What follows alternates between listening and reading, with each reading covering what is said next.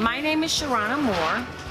I am the garden manager and founder here at Lawrence Community Gardens.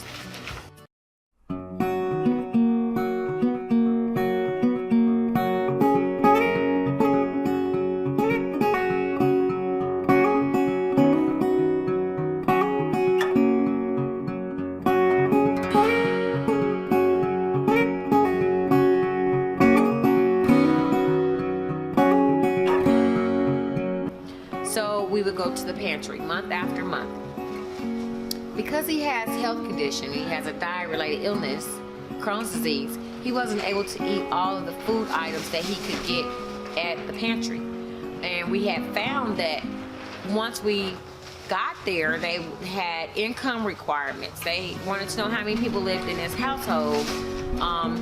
They almost stripped him of his dignity every single time we would go there, in asking questions like, how did you get in this situation, and what are you going to do to keep yourself from getting in this situation again? And if you don't live in the area, they'll give you one-time assistance, but they won't help you again if you are over the income guidelines. There's just so many restrictions to food that is supposed to be free.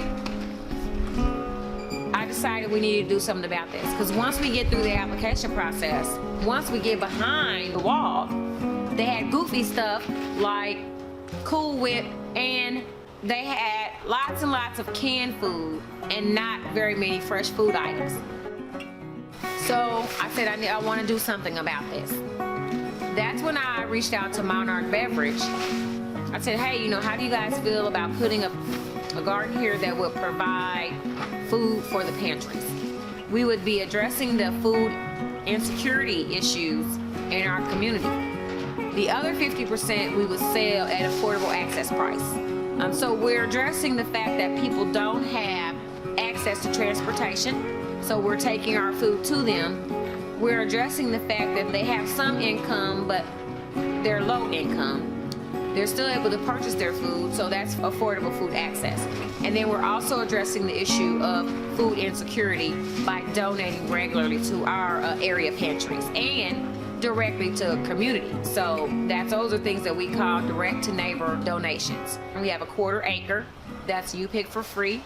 Community is able to come in and get that farm to table experience. We just weigh their produce and we take their name, and that counts as direct to neighbor. Sometimes if we're just driving down the streets at the end of the day, I'll find a group of ladies walking their babies and say, hey, would you guys like some free food today? And that's how we get our food directly into the community by way of donations. In our area, they label us as a food desert. That's a sexy term that means poverty. And it's not necessarily a desert here. We have food, it's just bad food. So we consider it food apartheid. And in our neighborhoods now, we are plagued with you buy, we fry type of organizations where people are able to purchase their food using SNAP benefits, and then they pay an additional 50 cents for the establishment to fry it. They're also shopping at gas stations and convenience stores. They're able to get to alcohol quicker than they can healthy food, and bad food more so than any other food item. We'll take the food to the gas station, we'll replenish our food items every 3 days, and we will collect what's due to us. We will use those diverted waste items in our compost, feed it to our chickens, but it's a way for the gas station owners to not have to come out of pocket to buy the produce that if they're not sure if it's going to sell.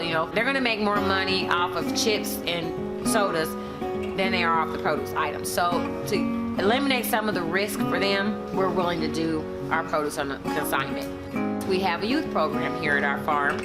It's called Next Generation Farmers. We target kids that are 12 to 15, and we teach them everything from organic agriculture to small farm business enterprise skills. They learn the health benefits of all the produce that they grow, so they can communicate to customers about the produce that they're growing and selling. And they also help to participate in farmers markets. So we give them a stipend, and then we're able to keep on a few of them throughout the year to help at different events that we have. I drew a map with Lawrence Community Garden on the inside, And I started to think about who is in my neighborhood that I can reach out to help me move my project along. The best way to move your project along is to develop an elevator speech that allows you to quickly tell your story and gain interest so that you can further develop a conversation with that person. My name is Sharrona Moore. I'm with Lawrence Community Gardens. We grow food for the pantries and we have a youth program, and we'd love to have your support with what we're doing. Now I follow up with them and say, hey, remember we met the other day in the elevator? I'd like a chance to sit down with you and talk a little bit more. Community assets are the most important thing to getting your project off the ground. Community has to be responsible with growing their food. The only way we're going to get to a sustainable community is for each one of us to take it upon ourselves to grow or provide something that's useful to other people in our community. There's just endless possibilities to community coming together to become sustainable. We have a lot of corporations and organizations that build their businesses in our communities, and morally they should be accountable and responsible for what they bring in and out of our community. And if they build their businesses here, they have an obligation to help this community thrive. When I started this project, I didn't have any money. All I had was a vision of what I wanted my community to look like and how I wanted to see food revolutionize our neighborhood.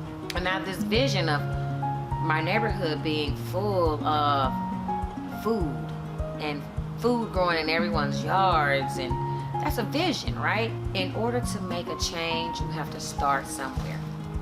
So at some point, you have to plant a seed in order for it to grow. You just have to do it.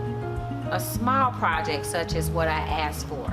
I asked for an acre of land to grow some food for the pantries. 3 years later, it turned into 7.6 acres of land. It turned into a hoop house where I'm able to grow indoors. It turned into a youth program. All because we took the first step. We went to Monarch and planted the seed. That's how we're able to make a huge impact with our community. Get involved in organizations. If they align with what you feel, your vision, how you would like to see the world, find organizations that are doing what it is that you like to do, and invest your time and energy in learning and understanding the works of that organization so that you can figure out how to do something big on your own, with your own ideas. You just gotta start somewhere.